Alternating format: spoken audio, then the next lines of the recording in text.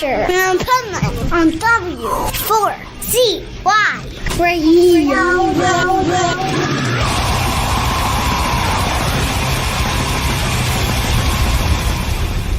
Wake up, America! It's time for the Adventures of Pipeman on W4CY.com, West Palm Beach's #1 internet radio station. Here's your host, the Pipeman. Cry for a land that's gone and polluted. Cry for a people scattered uprooted. Serve. And I need to see you as chattel. Serve. In the silent war for the country's soul.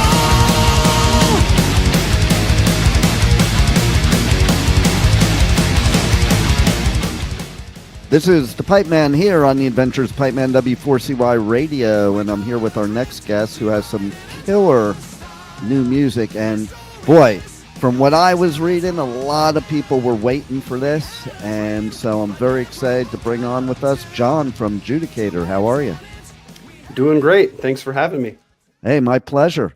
So one thing I do love that's cool, as I've been into metal since like the late 70s when I was a kid, and usually the power metal bands that you would think of always came from Europe, and now you're an American power metal band that's going to Europe.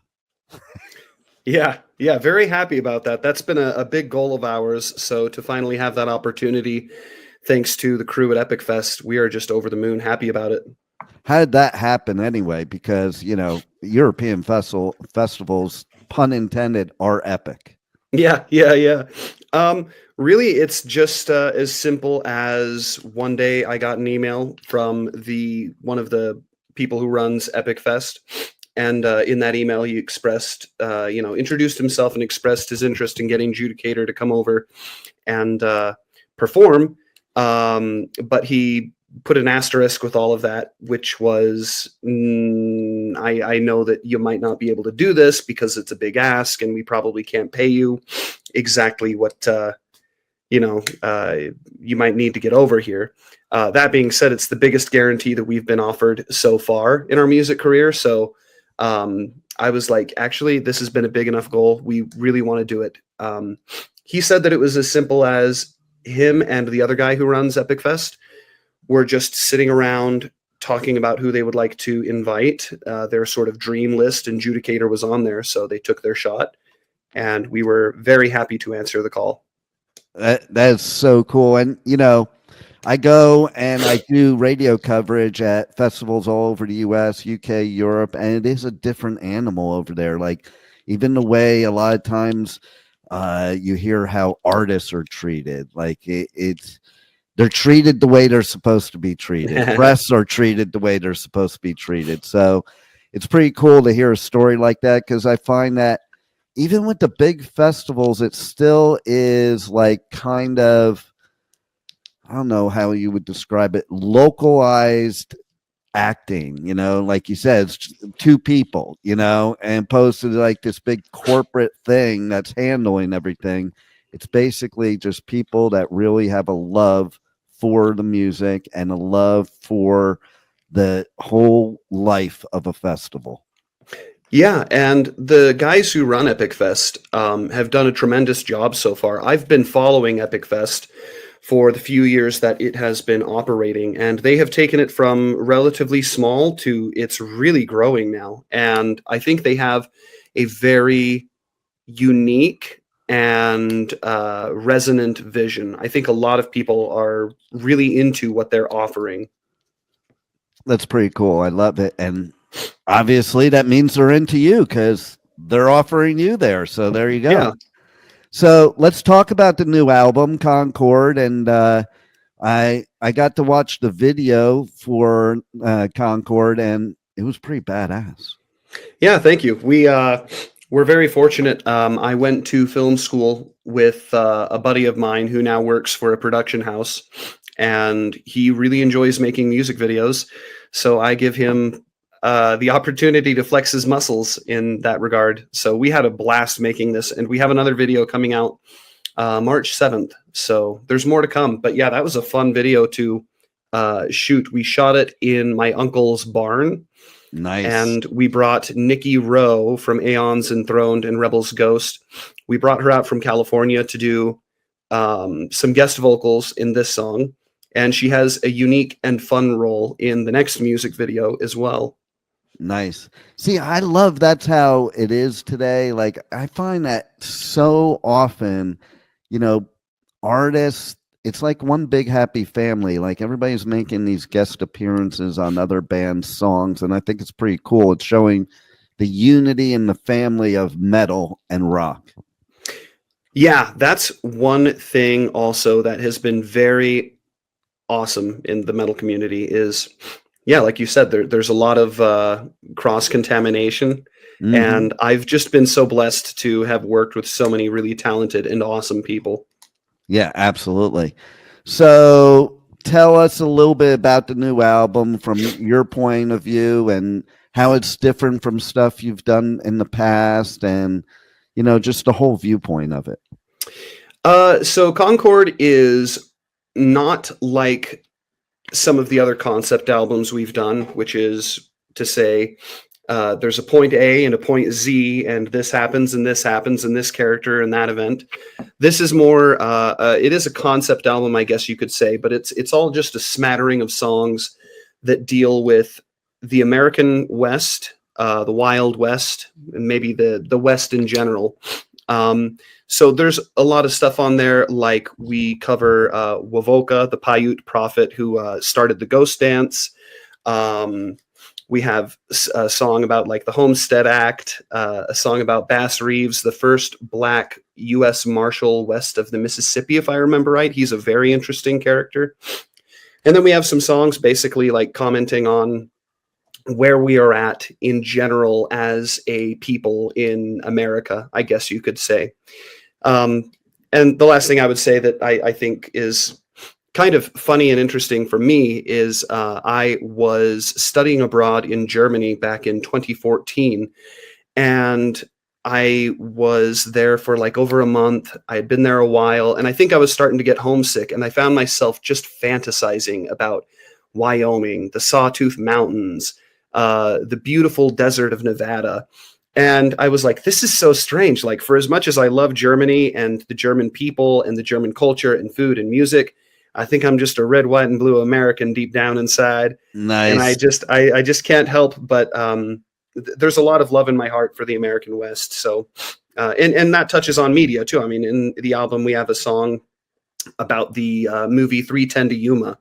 So, and fun fact too, my name is John Wayne Yelland.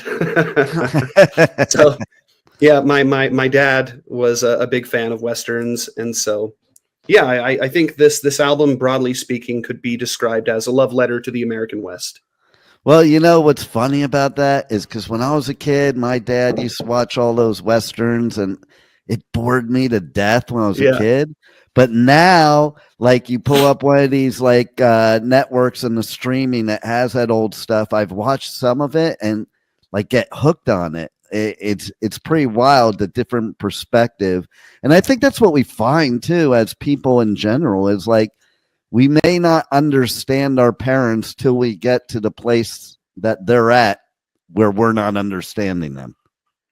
Yeah, and I think I have no idea what I'm talking about here, but in my experience, my experience is similar to yours, where my dad grew up watching I grew up with like my dad putting on True Grit and The Shootist and all of these other, The Good, Bad, and the Ugly. And to me, it was always just like, oh, can we please watch Cartoon Network or something? Right. And but the older I've gotten, I speculate. I wonder if there's something about Westerns that is just more that resonates more with mature audiences. It's probably what it is, really, or even kind of getting it. Like, you know what's cool about it? I can't remember who it was, but I saw somebody being interviewed, and they talked about the old Western movies, and you never saw blood ever. Ah, yeah. And I never thought of that. And so, like, when I heard that, I put one on. I'm like, oh man, she's right. It's like it was all like pretty fake but realistic without having the real blood and gore. Yeah. So I mean, you might say there's something that I don't know, can touch all audiences or something. I don't know. Exactly. Exactly.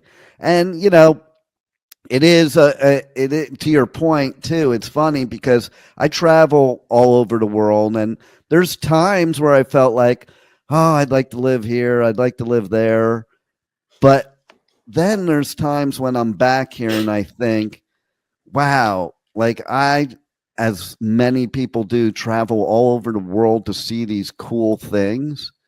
And we just have so many of them here in the United States.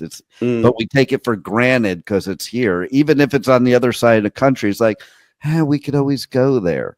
But if you road trip this country, there's so much cool stuff you can see.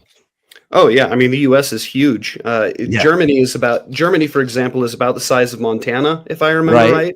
Right. So yeah, I mean you go from east to west coast, and there's a huge variety of cultures and dialects or ways of talking, all that kind of thing. Oh yeah, and upbringing, and like to me, all the states of the United States are like all the countries in Europe. That's the way it's like to me. That was one interesting thing to me is when I did this study abroad thing, I would encounter other Americans, and when they were asked by Europeans where they're from, they would normally not say the United States. They would say, "Oh, from Colorado." And sometimes the Europeans would get it, and sometimes they would be like, "Where?" Exactly. But it's just interesting to me that, like, to what you were saying, most people from the U.S. identify as Utahn or Californian or a New Yorker, that kind of thing. 100%. It's funny you said that because I think about it. I'm the same way. I think we're all the same way. If somebody asks, "Oh, where are you from?" you say your state. You don't really say the country. Whereas there, they say the country. Yeah, I suppose so. So that's pretty cool. And I also, to the point of what I was saying in the very beginning, I love that you're talking about U.S. history, American history, because a lot of power metal from Europe, they're talking about the European history. So it just makes sense. And we have lots of stories. We may be a young country, but we have a lot of stories to tell. And I think that's what's really cool about your music. Yeah, I think that's an interesting take too, because when we listen to European bands who talk about Viking history or British history, whatever, like we love that and we celebrate it and we participate in it.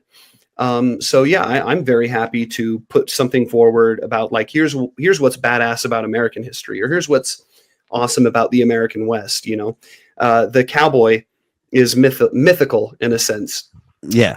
The Europeans have knights in shimmering armor, and we have cowboys. So right.